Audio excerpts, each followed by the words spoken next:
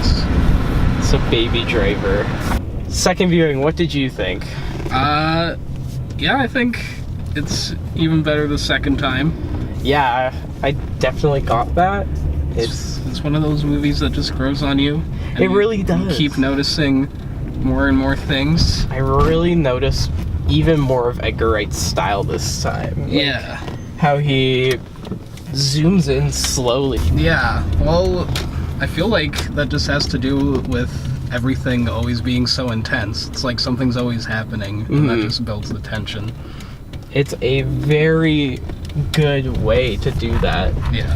Performances, I'd still say John Hamm is the best. Yeah, definitely. He stands out. But everybody gives a really solid performance. The only, like, Jamie Foxx is probably is the lowest for me. I think he is a pretty good hateable person. Yeah, I like his character. You need him, but I don't know. Something about his performance didn't scream crazy dude. Yeah. It screamed like privileged boy. It's a little cheesy. There's something cheesy about it that I enjoy. Oh yeah, I enjoy his character a lot. I enjoy watching him die. Yeah, that's the best part. It's not the best part, but I think it is. Yeah. That's my favorite scene, is watching him die. It's pretty intense. It's really good. It's so satisfying. Yeah, just like the build up of that piano, just the storm brewing, and just yeah, very satisfying. It's not perfect, but I think like cinematically, like the mise en scène, like everything on the screen is perfect. It's more the writing. Yeah, it's really exactly. weak writing. It definitely is. How do you put it? It's like a means to an end, I guess. You know, it's like you have the idea, which is super solid, and it's just kind of like the story is there to be a vehicle for that idea, I guess. He's had like this idea for 10 plus years, so I feel like he's thought about all these shots already. He's like visually paced it out, so he already knew it. It was just like figuring out the words that they said. The way I imagine it, I haven't really read into how he came up with it, but my idea is that just the way it panned out is that he probably, you know, had all of these songs and was listening to them and kind of came up with all of the scenes for all of these songs. Yeah. And then kind of stitched everything together from there, because everything that's set to the music is so obviously like perfectly choreographed and like thought out. They have a credited choreographer for that whole movie. Yeah. Like they really worked on it. Edgar Wright, like in an interview, he was talking about where he came up with the idea, and he was listening to the song Bell Bottoms, the first song featured in the film, and he just imagined the idea of like the getaway driver listening to the music, and that's where it kind of came from, he said. Yeah, you can tell. Yeah. Well, everything is like perfectly timed out. Yeah. I just felt like Lily James is such a great actor, but she was so underutilized. Her dialogue was very weak, even though she gave the best delivery out of everybody for some of her lines. Yeah. She was just played this beautiful person that you fall in love with on the screen, and then like I kind of couldn't get over the fact of how weak her character was, even though I felt like she was a stronger person. Yeah, I wasn't too upset by that, because I wasn't either, because the movie you have had to add another 30 minutes to the movie to make us care about that character. It's really about the action. It's like an action movie at its heart, so really they had to choose somebody to invest in, and they chose to. I was more emotionally attached to Joe, his like adopted father, over Deborah, just because. And you could tell they had to make that choice of who do they want to make us feel more for, and they chose the probably better choice of having Joe, because he's gonna have to leave Joe, but Deborah could stay the whole time. Exactly. I love the idea of it. Just, it's such a cool idea. The fact that everything's to the beat. Yeah, everything.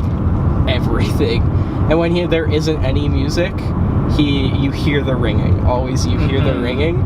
And I wasn't sure what they were trying to do with this. But like in the third act, when he's after he kills bats, and he's running with no music, and he's holding he's feeling out his heartbeat. I wasn't sure what that was supposed to be. I feel like he was trying to drown out the ringing with his heartbeat, maybe. Yeah, that would make sense. Yeah. It's like so obviously intentional that he's like holding onto his neck there. Yeah, and you start to hear the heartbeat a bit. So yeah. I guess that's it. It's just like he's always he needs a beat to keep moving. I guess so. Yeah, he needs a beat to keep moving, so he chose his heart because you could still hear the ringing when he did that. Yeah, that's a good. That makes more sense. Yeah, it's pretty cool. And yeah, all the sound design, even when there isn't music, it's like. Yeah, you can feel the beat, you know. Yeah, let's just talk about the movie theater itself and that guy. My favorite part of the movie was that guy who just like started talking so loud for like just one moment. He starts yelling. Do you know what he said? I have no idea what happened before that. I don't know, because like then like 10 minutes later, some dude stands up, walks down there, and like talks to the guy who yelled it. It's like, "You're a little late, bud." And then he walks back up, and everybody's clapping. And yeah, that was so weird. I did not understand why everybody was clapping. The guy like yelled for a second, and then nobody like went and talked to him until like way after the fact.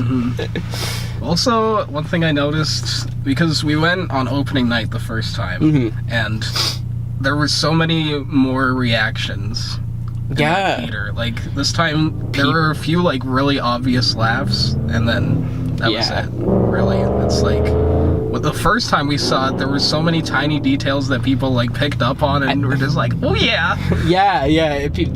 With this one, I feel like there's bigger laughs coming from our audience, but like nobody else picked up on some of the details. Yeah. I feel like we went opening night and we just were with a bunch of like film nerds as well. Yeah, probably just huge Edgar Wright fans. Yeah, so they all were like, "Oh, there's that scene with Noel Fielding. He directed that."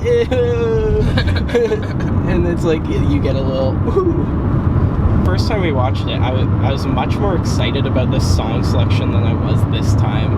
Felt like I was kind of like in a euphoric state almost the first time watching it, and so I didn't mind it. But this time, like, I realized a lot of the songs are just like, they're good songs, but they aren't as hype as I once remember. Yeah, I feel that. Like, it's a good selection though. It's a very good selection of like, also the fact when I saw watching it that Queen was featured, and I was like, he's done Queen before, it's gonna be like Bohemian Rhapsody or something this time, because he used a big Queen song the first time. Yeah. And then they chose Brighton Rock, which, like, yeah, that's a big Queen song, but it's not one of their like biggest hits. Yeah. So I just respected that they chose the very underused song by Queen. Yeah, that was good. And then they chose Easy, probably the most used song in cinema. But it works. I really like it. It's so nice. It's very good.